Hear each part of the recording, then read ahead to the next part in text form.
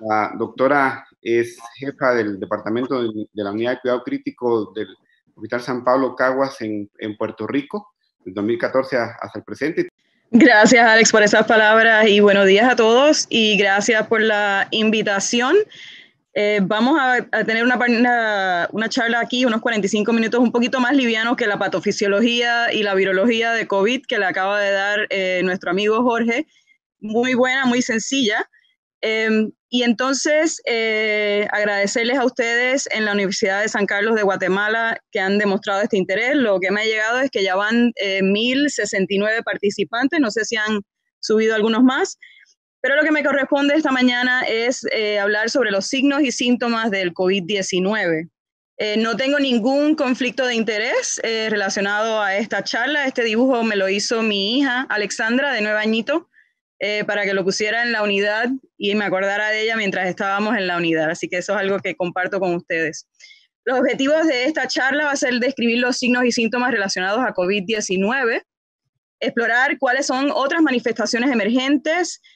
Como muy bien mencionó Jorge, esta es una condición que la estamos viviendo, que es algo dinámico, que todos los días está saliendo algo y vivimos en el siglo XXI y con las redes sociales pues estamos inundados de mucha información a través de las redes, a través de las noticias, los medios, así que es algo que tenemos que estar bien pendientes. Y también queremos destacar la importancia del reconocimiento temprano de COVID, reconocer la gravedad de la enfermedad y esto cómo nos va a ayudar a establecer un plan de tratamiento. Creo que esta diapositiva o algo similar lo van a estar viendo a través de todo el día. Esto fue ayer, 14 de mayo a las 7:10.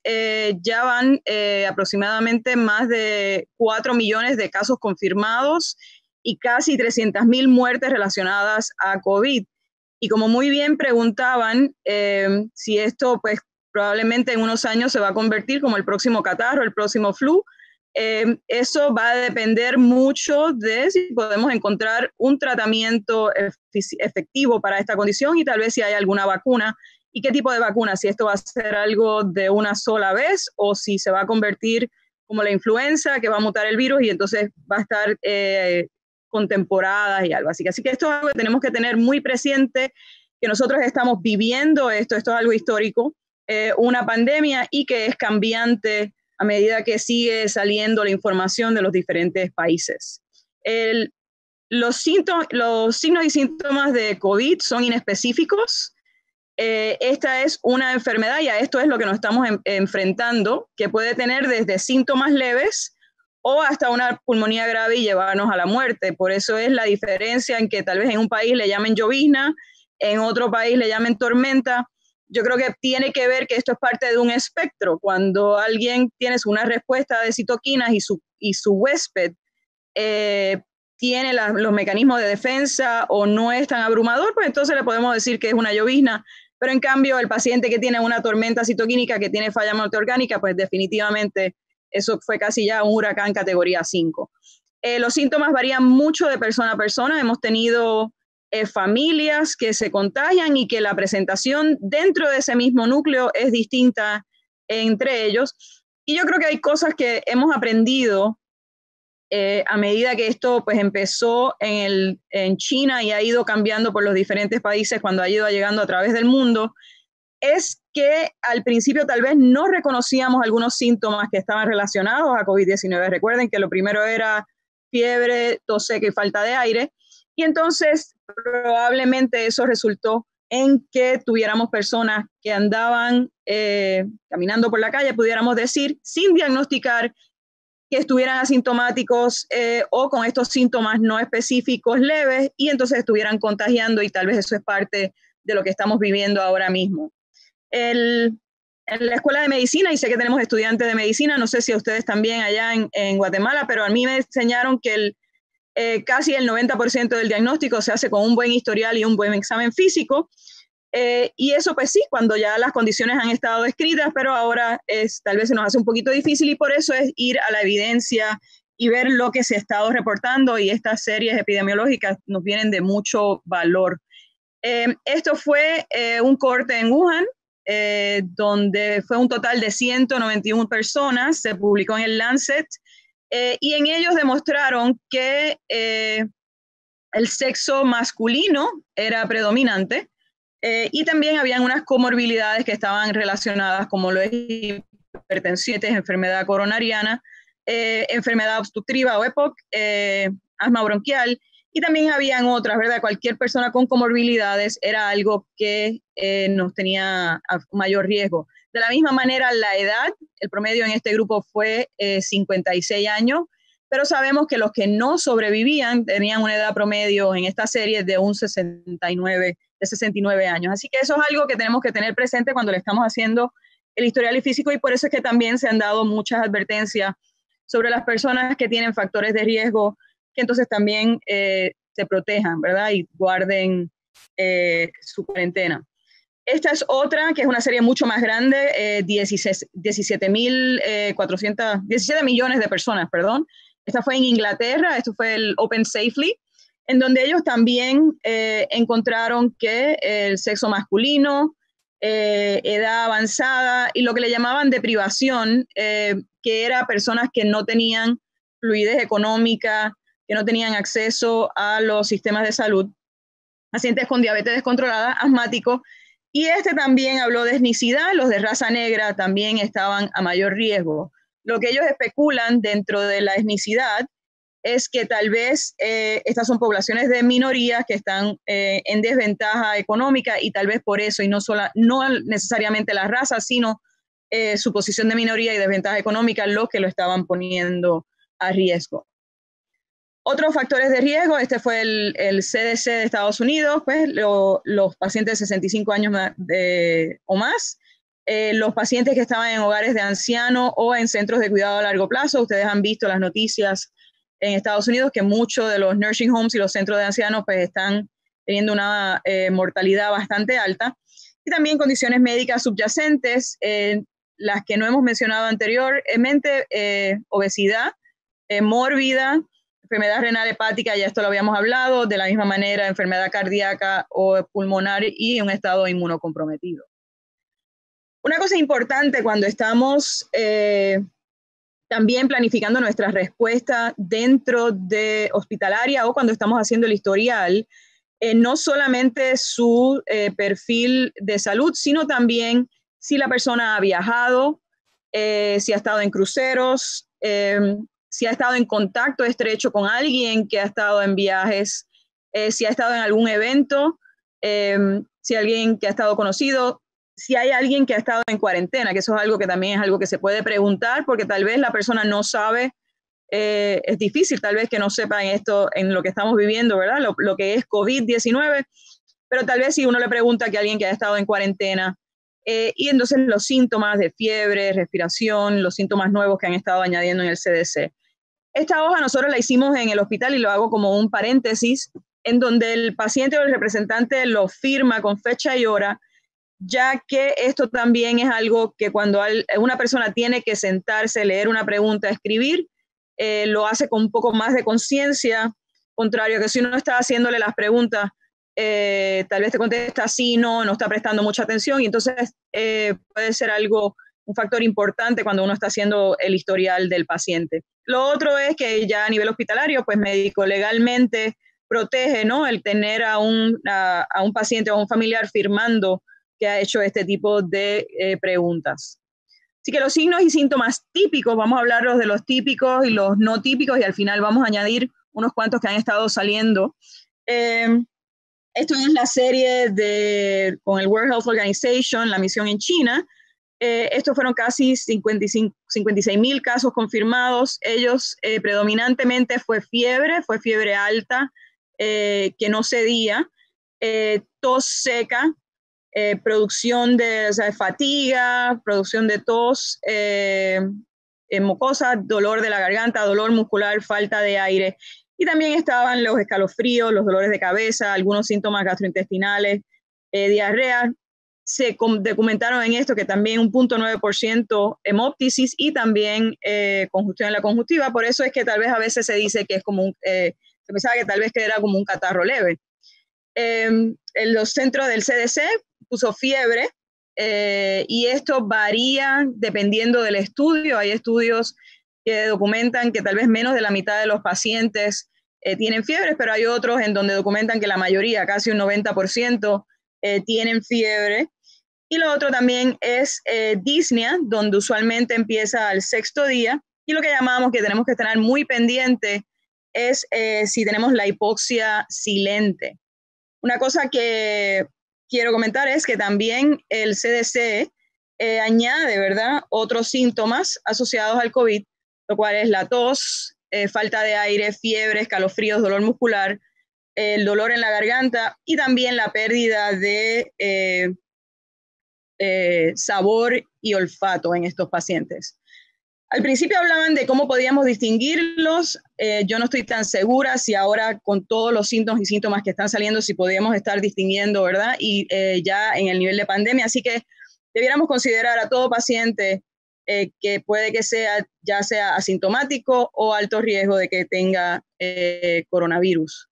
Una de las cosas que quería comentar con respecto a la tos y a la disnea se han hablado sobre escalas, como es la escala Borg o las escalas de disnea para cuantificarlo. Uno de los problemas es que, número uno, no sabemos, un paciente puede presentar hipoxia y no tener falta de aire, o de la misma manera tener falta de aire y no estar hipóxico si se hace por teléfono. Esto puede ser problemático, así que es bien importante cuando se esté haciendo este historial tratar de ver la parte subjetiva también de disnea y cómo este paciente te está expresando disnea. Lo mismo con la tos, hay aplicaciones ahora, recuerden que con el distanciamiento social, pues también la telemedicina ha tomado un auge y entonces ya están creándose aplicaciones para poder detectar la tos y ver si es una tos seca o si es una tos húmeda. Pero es algo de lo más interesante que estábamos viendo. Cuando hablamos de severidad es bien importante clasificar esta severidad de los síntomas. Tenemos una población, 1% que se habla que es asintomática, pero también tenemos una población que el 81% puede ser leve o moderada, 14% severa y el 5% es lo que van a acabar en cuidados intensivos. Así que es importante cuando estemos clasificándolos cómo los vamos a definir y eso nos va a ayudar en el manejo y hacia dónde vamos a enviar a estos pacientes. Si es un paciente que nos sentimos seguros que lo podemos dar de alta y que se queden en su casa con monitoreo, o si es un paciente que tenemos que hospitalizar. Así que las asintomáticas, es importante recalcar que podemos llamarlos asintomáticos o presintomáticos. Son individuos que dan positivo, pero que aún no tienen síntomas o que tal vez estos síntomas no son reconocidos como que estén asociados a COVID. Pero estos pacientes es importante recordar que pueden tener ya manifestaciones radiográficas o laboratorio. Estos son los hipóxicos silentes que hemos estado hablando. Cuando vamos a hablar de las diferentes severidades, se puede dividir en dos partes. Número uno, la respuesta viral, esa es la primera fase en donde ya el paciente empieza a tener síntomas constitucionales, y después entonces la respuesta inflamatoria del huésped. Y ahí es entonces donde vamos a empezar a ver ya anormalidades en los laboratorios, en la parte clínica, ya se convierte en algo moderado, severo, en donde el paciente acaba tal vez en un intensivo. Como les había mencionado anteriormente, leve lo vamos a definir como alguien que tiene fiebre, tos, dolor de garganta, malestar, dolor de cabeza, pero no tiene dificultad para respirar, no tiene disnea o no tiene hallazgos en las imágenes anormales.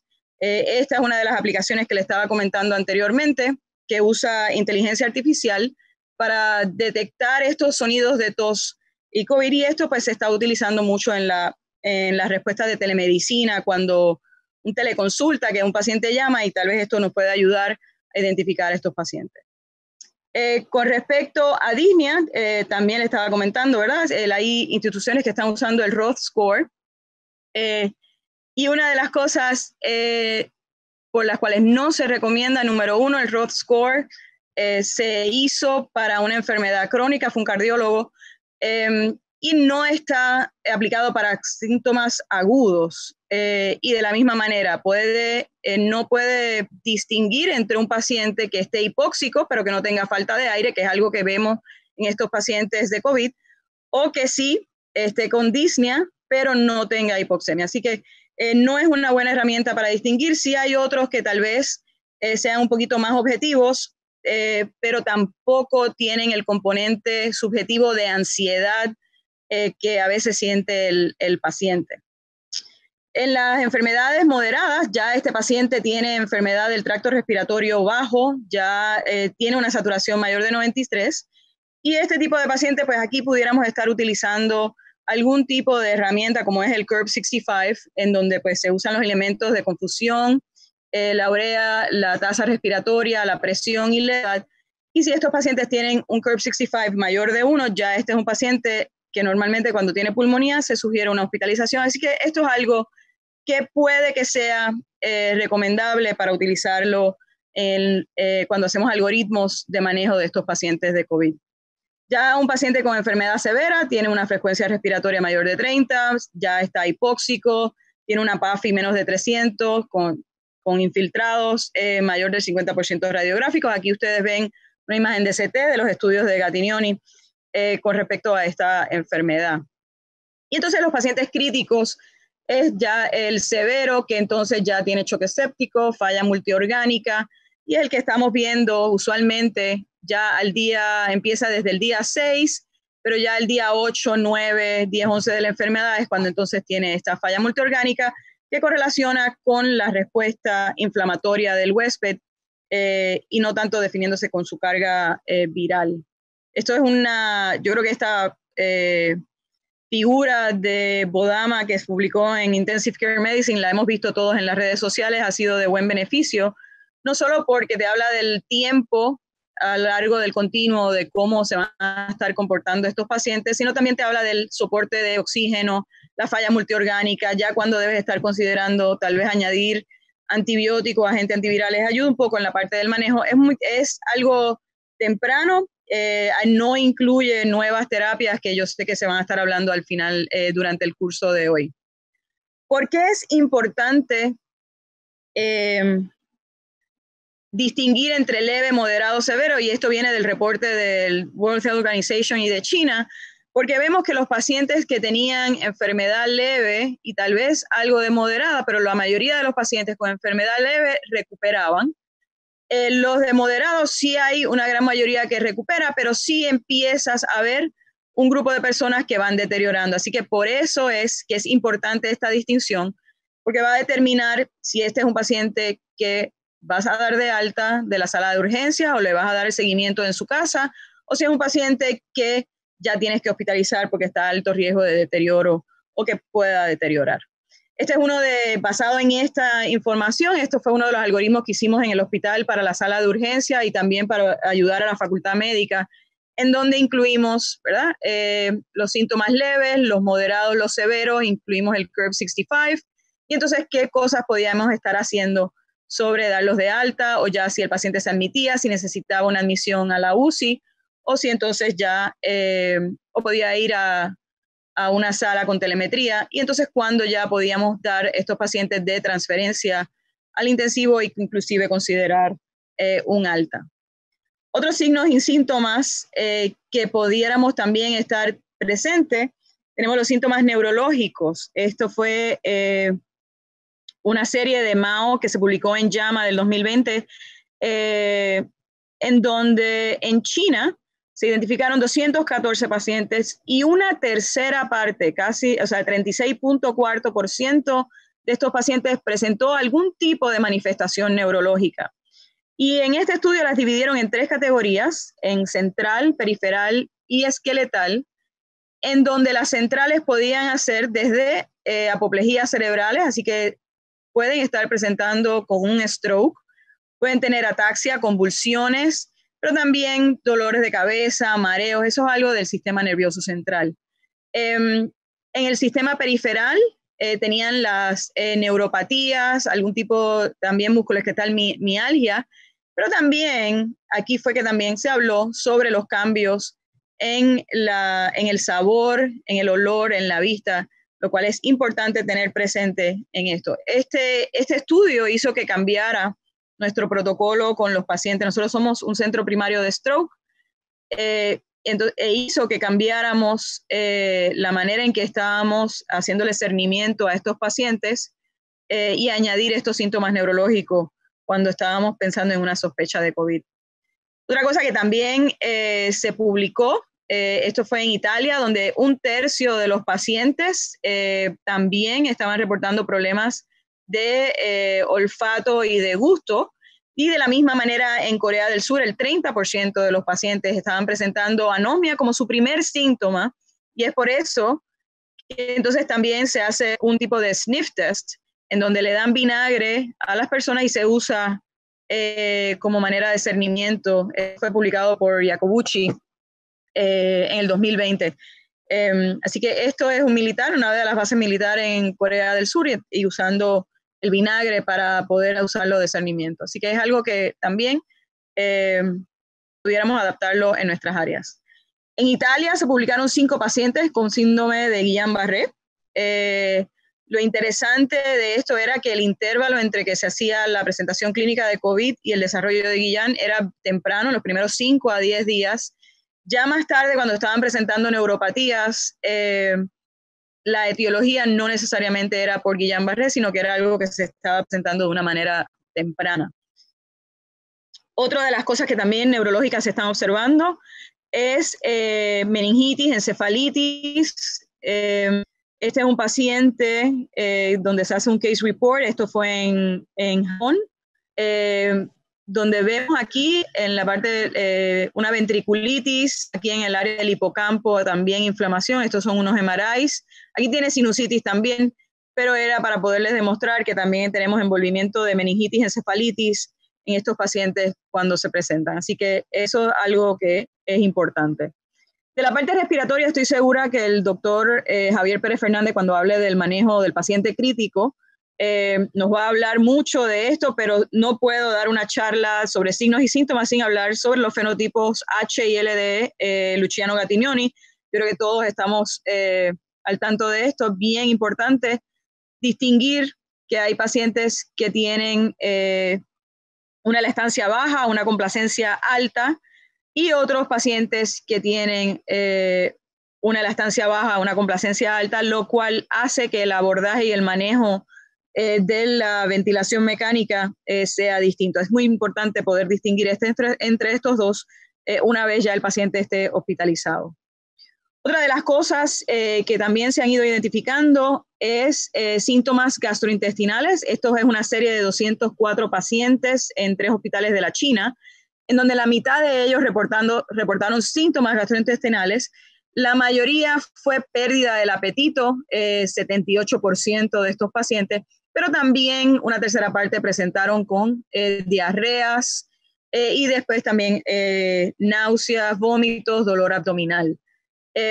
Lo otro interesante de esta publicación es que casi también el 47% de los pacientes presentaban con ambos, los síntomas respiratorios y los síntomas gastrointestinales, que a veces pensamos que es una influenza que te da la fiebre, la tos y las diarreas. Así que tenemos que tener ya muy presente que esto puede suceder y que cualquier persona que se nos está acercando, ya el distinguir entre un mero catarro, una influenza y un COVID, pues ya no es tan claro como sugerían al principio. Esto es algo nuevo que también está saliendo, son signos y síntomas dermatológicos.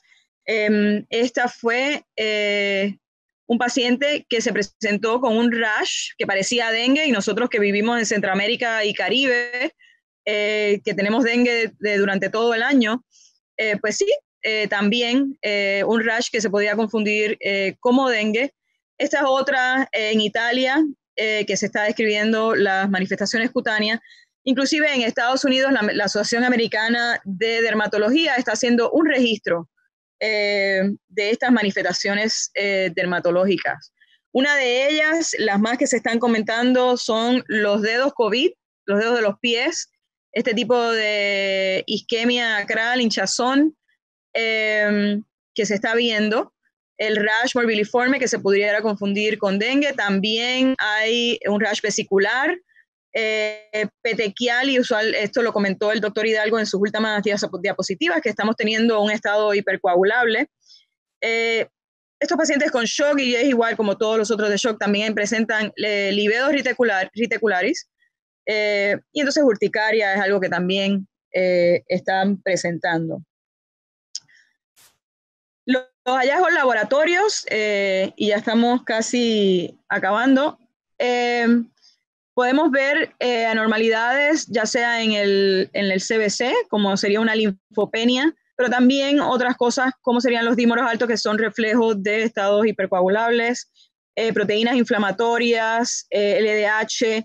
Se ha dado también una miocarditis, por la cual van a tener las troponinas altas. Así que estos son otros hallazgos de laboratorios que se pueden estar observando.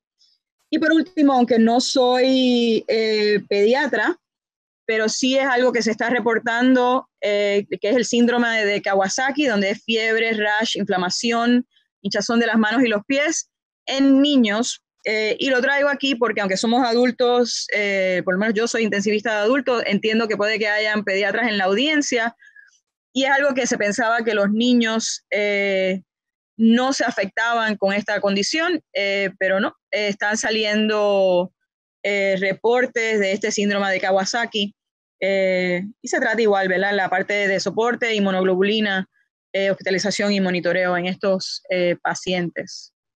No sin antes acabar, quiero felicitar a todos los que están en el frente de batalla, a todos los héroes. Hoy es el Día Nacional en Estados Unidos de Cuidado Crítico, de la Sociedad de Cuidado Crítico, pero también esto ha traído lo que es la palabra intensivista, y yo no hablo nada más de intensivista el médico, sino intensivista es cualquier persona que atiende pacientes críticos. Así que hay enfermeras intensivistas, terapistas respiratorios intensivistas, profesionales de la salud intensivistas, pero por fin llegamos al diccionario Merriam-Webster, y ha sido a raíz de esta pandemia que hemos estado al frente de todos los medios noticiosos. Usualmente estamos tras bastidores salvando vidas. Así que quiero hacer honor a todos los profesionales, y tenemos profesionales de enfermería en su semana, también recordando a Florence Nightingale con todo lo que ella enfatizó del lavado de manos, de la parte científica, de seguir el monitoreo. Así que muchas felicidades a todos ustedes. Gracias por esta oportunidad. Este es mi correo electrónico, glory68@gmail.com. Si me quieren escribir, estoy a las órdenes, y si quieren también copia de esta charla, se la podemos hacer también llegar. Pues vamos a dar paso a las preguntas. El doctor Kenneth Nolasco pregunta, ¿es posible que algunas personas posean anticuerpos o sean inmunes hacia este virus, la cual puede ser la razón de que los pacientes sean asintomáticos, o a qué se debe que muchos pacientes sean asintomáticos? Esta es una muy buena pregunta. No todos los pacientes desarrollan una respuesta inmune. Lo que se está viendo es, número uno, tienes tu exposición al virus y tienes una respuesta inmune, desarrollas el IgM, que es el que trata de atacar, y después estás el IgG. Y eso cuando te hacen la prueba rápida, y entiendo que se va a hablar en la próxima charla, ahí está la prueba donde te miden el virus y está la prueba donde te miden los anticuerpos. Una vez ya tú tienes el IgG, ya es que tú haces inmunidad, pero no, ahí tiene que haber una respuesta también cuantitativa. Y eso es algo que ahora nos estamos preguntando. Se pensó en China, que ya había acabado, ¿verdad?, la parte de ellos, y empezaron a abrir sus puertas, pensando que ya habías estado expuesto y habías desarrollado algún tipo de inmunidad, pero se estaba viendo pacientes que ya habían tenido prueba donde no tenían virus, que regresan con signos y síntomas, y cuando le hacen la prueba vuelven a estar infectados. O sea que la contestación es esa. O sea, hay pacientes que sí pueden desarrollar una respuesta inmune lo suficiente como para protegerlos, y de ahí es donde viene el concepto de usar plasma convaleciente. Pacientes que pudieron desarrollar una respuesta inmune y que cuantitativamente pueden coger ese plasma de ese paciente o tomar el plasma de ese paciente y entonces fundírselo a pacientes que están enfermos. Y hay otros que si no desarrollan una respuesta inmune lo suficiente para poderlos combatir, van a estar a riesgo de volverse a infectar. Y por eso es que entonces también urge la necesidad de encontrar una vacuna que nos ayude con esto. Gracias, Gloria. Arlet Pérez pregunta, ¿la pérdida del olfato y del gusto que se puede ser presente incluso aunque el paciente sea asintomático de síntomas respiratorios? Eso es correcto. O sea, esa puede ser una de las... Por eso es que al principio que se hablaba que la mayoría tal vez es asintomático, probablemente lo que estamos es que no estamos reconociendo estos signos y síntomas, y esta pérdida de olfato puede que sea tu único síntoma. Pero eso no quiere decir que no es contagioso. O sea, que el hecho de que uno no se sienta mal no implica que puedes salir a la calle, que puedes estar socializando, que no guardes la cuarentena aunque te sientas bien, porque sí tienes virus y puedes seguir contagiando a otras personas cuya respuesta no va a ser leve, puede que sea moderada y severa. Eso es algo bien importante que se está estableciendo, ¿verdad?, en los medios, y por eso también es una buena prueba de discernimiento que hagas, porque si pierdes el olfato puede ser de los primeros síntomas. Gracias, Gloria. Acá nos preguntan también si tú consideras que las personas de raza color negro pueden tener más predisposición a empeorar porque ellos son más hipertensos, me preguntan acá, o algo que tengan ellos para favorecer el deterioro. Todavía no ha habido algún estudio que hable de la genética y estas diferencias genéticas en las razas étnicas, ¿verdad? Simplemente fue una asociación que se vio, y en el mismo estudio de Inglaterra de los 17 millones de personas, lo que estaban pensando era que como eran grupos de minoría, estaban en una posición más desventajada y tal vez no tenían o el acceso a cuidados de salud o dentro de su entorno, ¿verdad? Acceso que tal vez los pusieran en esa desventaja.